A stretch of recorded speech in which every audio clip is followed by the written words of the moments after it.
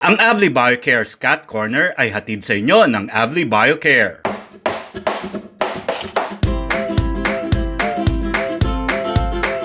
Magandang araw sa mga katropa natin dito sa Avli BioCare's Cat Corner. Ito si Tila. And ako naman si Rolyn. And alam natin, during the holidays, super busy din talaga tayo mga fur parent.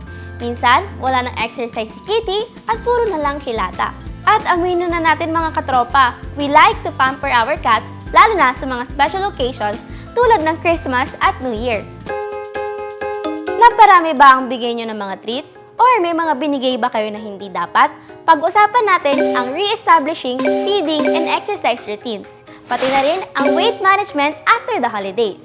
Holiday weight gain, normal yan sa ating mga tao. Pero sa ating mga cats, naku hindi. Alam kong mas cute ang mas matabang pusa, pero marami ang health risks na kasama katulad ng obesity, diabetes, joint problems, problema sa puso at marami pang iba. Kaya naman, importante ang tamang feeding plan. Sundin natin ang tamang feeding instructions ng kanilang mga dry and wet cat food. Kasama na rin dyan ang kanilang mga treats. Make sure to do thorough research sa mga pwede at bawal nilang kainin. Dapat, knowledgeable tayo sa kanilang calorie requirements para magampanan natin ang pagbigay ng complete and balanced nutrition sa ating mga mahal na pusa. And katulad nating mga tao, dapat makapag-exercise din sila everyday.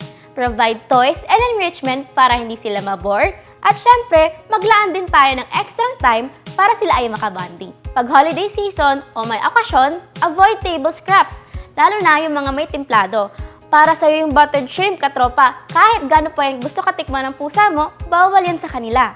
Hindi talaga recommended magbigay ng table scraps sa ating mga pusa dahil iba ang nutritional needs nila sa ating mga tao.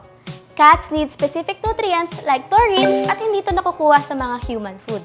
Maraming bawal na ingredients sa pagkain natin. Ang mga madalas nating lutuin ay may onion, garlic, spices, oil, at salts na bawal sa ating mga cats dahil pwede mag-cause ng vomiting, diarrhea, obesity, at even long-term issues sa kanilang katawan.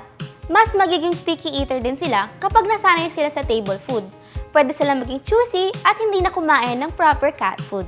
At paalala mga katropa, hindi sila pwede pakainin ng buto at tinik ha. This can be dangerous dahil pwede mag-splinter ang bones or cause choking and intestinal blockage. Kung treats naman ang pinag-uusapan, go for catnip treats. May iba't ibang benefits ang bawat flavor, kaya healthy, portion-controlled, and safe for our cats. At tulad na nabanggit ko kanina, make sure to follow the feeding instructions to make catnips the perfect reward that they will love without the guilt. Kasabay ng proper nutrition at exercise or playtime ng ating mga pusa, paganda rin to support their immune system with the perfect multivitamin, ang LC-Vid Plus. It restores energy, supports digestion, and strengthens immunity after the holiday indulgence. Sana naman ay may natutunan kayo today mga katropa. Tandaan nyo, ang responsibilidad natin bilang fur parents sa ating mga pusa tulad ni Tila ay ang magbigay ng complete and balanced nutrition to support their digestion and ideal body weight. Thank you mga katropa for watching our cat tips today. So ayan, balik alindog ang peg natin ha. So if you have any concerns or questions regarding your cats, you can message us. Ako po uli si Rolyn, ang inyong cat kwentuhan, katawanan, at kasama mag-alaga ng inyong mga cats dito lang sa Avli BioCare's Cat Corner. Basta alagang Avli BioCare, alagang may kalidad yan. Ang Avli BioCare's Cat Corner ay inihatid sa inyo ng Avli BioCare.